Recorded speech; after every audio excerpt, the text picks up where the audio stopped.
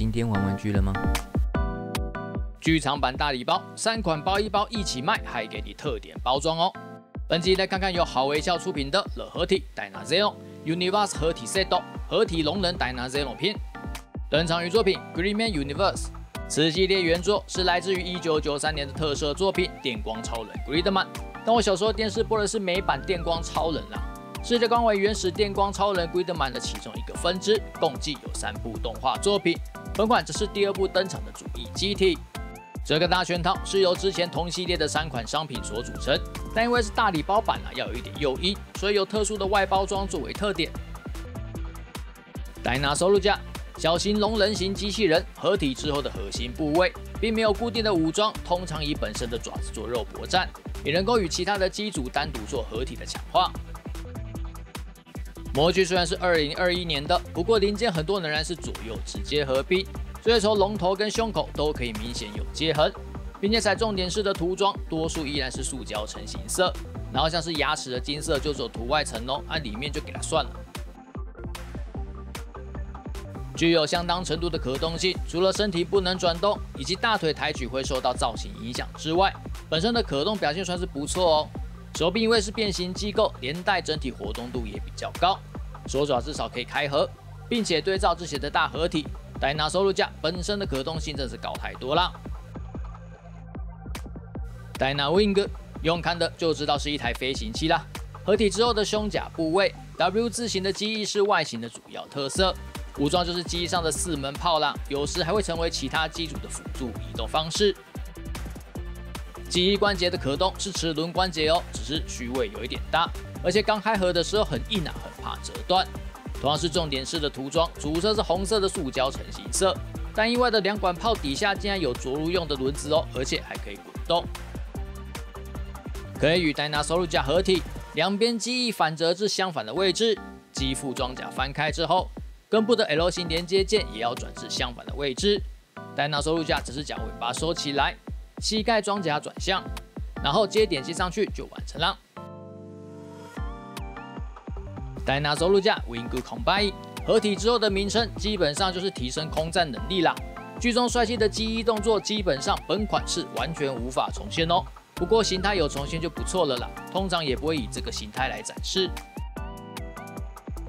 Dynastolica 設定上是一台水陸兩用的裝甲越野車，合體之後的雙手武士常識概念本身車體就很巨大，武裝除了沒有重現的機關炮之外，很明顯前翼是可以直接当武器撞人的。外形上最沒有遮掩的一台呀，車頭很明顯告訴你就是一雙手，4顆輪子都可以轉動哦，但都是左右零件結合，所以接縫相當明顯。重點式的塗裝，但金色部位直接使用塑膠成型色，所以顏色相當的不討喜。可以與 Dynasoluja 合體。Dynasoluja 的手臂水平抬舉之後，再整隻手臂轉向，並且把下臂彎起。整台車左右分離，後側外蓋打開，裡面的接點接續在 Dynasoluja 的上臂，接着將外蓋密合就完成了。Dynasoluja Stolica Combine 合體之後的名稱，提升格鬥戰能力的同時，也提升了炮擊戰威力。4顆輪子向前轉之後，就可以重現劇中放大招的樣式。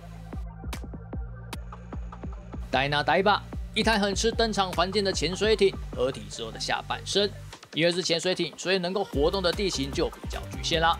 武裝有看不到的對空雷射炮，還有導彈發射器。黑黑的一坨，沒有什麼特色，看起來就是雙腳的潛水艇，因此有多增設的機關哦。側邊的按鈕按下去，導彈艙蓋就會依序的自動打開，這點相當不錯，有創意。但通常擺設時要記得將按鈕置於後側，在內部的彈簧機關鬆弛狀態下，再將導彈艙蓋給閉合。可以與 Dynasoluja 合體，但與其說是合體更像是搭乘。中間左右兩邊的金色零件翻起來，然後讓 Dynasoluja 來握持住，整隻趴在上面就完成了。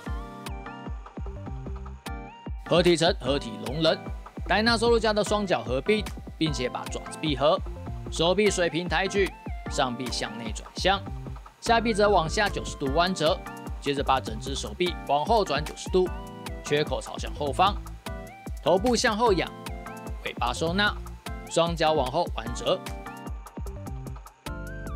戴拿帶把整個劍橋部轉向90度，頂部左右打開形成側旋架，兩腳分離，然後小腿向下拉開。戴拿 wing 後側的推進器拆卸，肌腹向外翻，注意 L 型的連接桿要向外哦。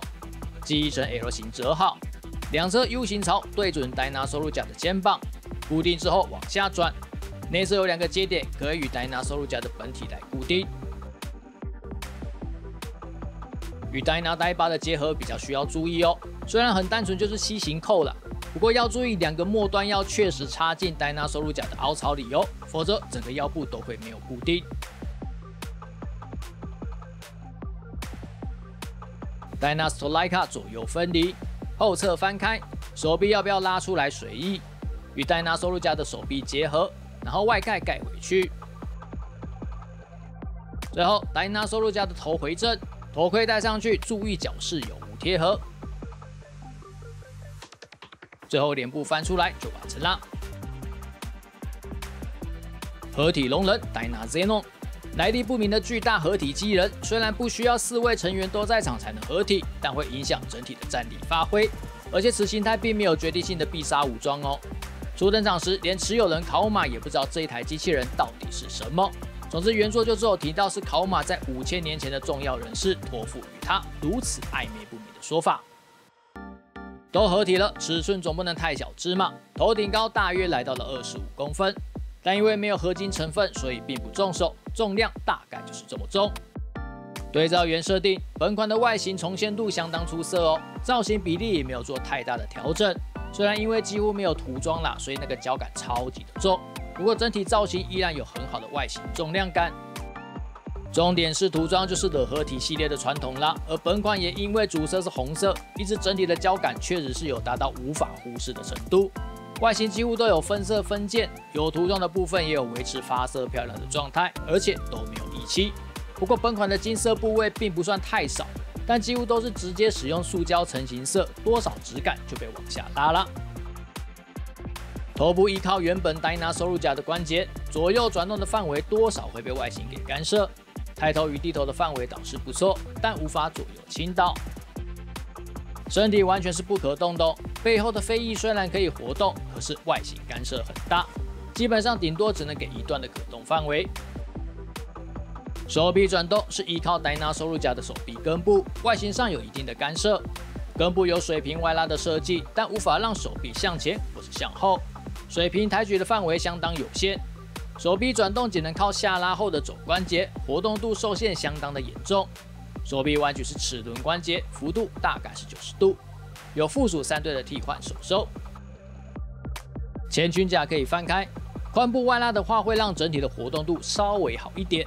水平抬舉是齒輪關節，範圍可以達到90度，但是水平抬舉的範圍低到可笑啊，並且完全沒有大腿轉動關節哦。這2點讓本款擺姿勢嚴重的受限啊，也是我個人嚴重扣分的地方。膝蓋彎曲，因為牽涉到變形機構，因此範圍不錯，但是外形的斷層非常的明顯哦。腳掌僅有1個球形關節，活動度不高。背部的2管那什麼光束炮可以向前翻折，但與肩膀左右的龍爪有點太遠了，所以無法重現原作中使用的時候會以龍爪當支架的樣式。另外，這個武裝其實有正式的名稱。手掌的格鬥武裝戴拿 Saber 有附屬2根特效鍵可以使用哦。發生器轉下來之後，裝上特效線就可以了。當然，在此形態之下，小腿的導彈艙機關沒有受到影響，依然可以使用。但礙於本款極度可笑的髖關節設計啊，原作的導彈梯不太能夠好好的重現哦。這個角度頂多就只有下傾角。合體為合體強龍，原作是全體分離之後再重新合體，不過其實可以直接從合體龍人的形態來變形哦。臉部收起來，然後將頭盔拿掉，2手臂移除，龍頭後傾，背後的龍角下放，裡面的尾巴也下放，2管炮掀起來，與本體的接點鬆開之後，整個外裝甲轉向，然後與本體來分離。戴拿手乳甲的大腿根部外翻，整隻腿轉向，腳掌的龍爪也轉向。上臂轉向之後，手臂平放，再從根部轉向之後打直，從根部變形關節打開，然後先放着。龍頭回正之後向後轉，身體向上拉變成大的龍頭，尾巴往裡面收，剛剛張開的手臂往內收，再往下擺。大龍頭與成為龍爪的腳部調整角度，合體龍人的髖部拉開，腳掌調整角度之後，把龍爪給翻出來。大腿抬舉90度之後，運用膝蓋的雙關節變成獸足逆爪。底部的金色領件翻開來，兩手臂恢復成載具形態。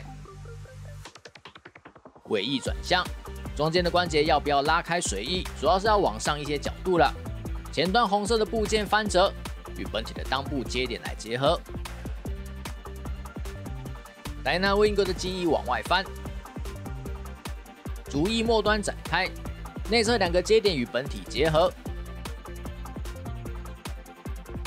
最後頭盔裝在脖子上就完成啦。合體強龍 Dynalegs。Dynazero 的真正姿態也是能夠發揮全力的狀態，在原作中的表現比外形看起來更加靈活哦。頭錘、爪擊、踢擊還有掃尾都運用得當。故事的最後，成為失去肉體連結的考馬的新本體。單就氣勢來說，此形態是比合體龍人更加的霸氣啊，當然也就更加的占位置啦。雖然外形上尾巴就是直接一台車，多少還是有一點突兀。龍頭僅能上下擺動，而且幅度不大。龍嘴可以開合，身體一樣不可動。翅膀則是因為是 Dynawing 的記憶部分，所以可以擺動。前爪活動度不限定位置的話，整體表現算是不錯。後爪同樣因為可笑的髖關節影響，動作相當受限。而尾巴僅能依靠中段關節上下擺動，因此無法表現真正的甩尾。最後是地台支架。地台除了有名稱燙金字樣，看起來頗有氣勢之外，本款所有的連接件都可以裝在底部哦，而替換手收則可以裝在上面，可以把東西全部裝上去的地台，我很喜歡。本來是預想大禮包全部用一部影片來解決啦，但是這樣影片長度可能會很長，因此最後我還是決定拆成3部來介紹。原作雖然對於主角群的背景刻畫都相當的不直接，不過在短短的12集內，有很好的引導觀眾，把5人的故事都說得很好，這點是比前作來的優秀哦。但是反派角色群就反而沒有太多鋪陳，而顯得平面啦。而本款對於終於完整重現變形合體的層面來講是合格的，但以現代的可動合體玩具來說，那個糟糕透頂的大腿關節設計，直接把其他的表現給打死了。即便是2021年的技術力，也絕對有更好的呈現方式啊。就跟 SMP 版一樣，大腿再劃一刀，多個水平轉動都會比現在好。